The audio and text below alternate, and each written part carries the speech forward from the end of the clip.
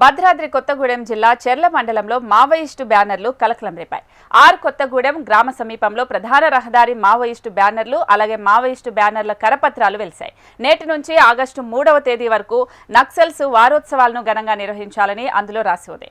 కేంద్రం చేపడుతున్న ఆపరేషన్ కగార్ను ప్రజా ఉద్యమాల ద్వారా ఓడిద్దామని, అమరుల ఆశయాల సాధనకై ప్రజాయుద్ధాన్ని తీవ్రతరం చేద్దాము అంటూ ఆ బ్యానర్లో పిలుపునిచ్చారు.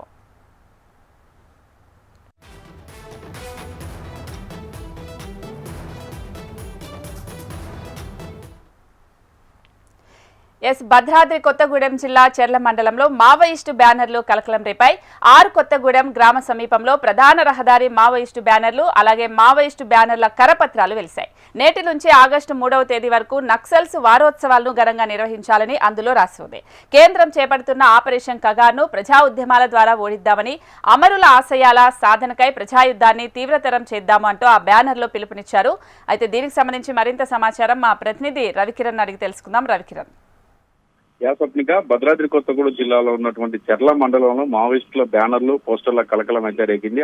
కొత్తగూడెం గ్రామ సమీపంలో ప్రధాన రహదారిపై మావోయిస్టుకు సంబంధించినటువంటి బ్యానర్లు, కరపత్రాలు కూడా వెలిచాయి. జూలై 28 నుంచి ఆగస్టు 3 వరకు ఏదైతే నక్సల్స్ వారోత్సవాలు ఉన్నాయో అవి ఘనంగా నిర్వహించాలని చెప్పేసి మావోయిస్టులు అయితే పిలుపునిచ్చారు. ఆపరేషన్ కగార్ను ప్రజా ఉద్యమాల ద్వారా ఓడిద్దామంటూ ఆపరేషన్ కగార్ ఆపే వరకు కూడా ఉద్యమం బాట పట్టాలంటూ కూడా వాళ్ళంతా పిలిపివ్వడం జరిగింది. అమరుల ఆశయాల సాధనకే ప్రజాయుద్ధాన్ని తీవ్రతం చేయాలంటూ కూడా పిలిపించారు. మేధావులు, జర్నలిస్ట్ సంఘాలు అలాగే పలు రాజకీయ పార్టీల నాయకులు కూడా దీనికి మద్దతు తెలపాలంటూ కూడా మావోయిస్టులు పిలిపించారు. ఈ నేపథ్యంలో మావోయిస్టు పార్టీ వారోత్సవాల సందర్భంగా ఏజెన్సీ ప్రాంతంలో కూడా అలర్ట్ కొనసాగుతుంది. అటవీ ప్రాంతంలో పోలీసుల తనిఖీలు, కూంబింగ్ కూడా పెద్ద ఎత్తున జరుగుతుంది. చెర్ల, దుమ్మగూడెం అలాగే వాజేడు, వెంకటాపురం, ములుగు ప్రాంతాల్లో ఆ మండలాలకు సంబంధించి గ్రామీణ ప్రాంతాల్లో కూడా విస్తృత తనిఖీలు అయితే చేస్తున్నారు.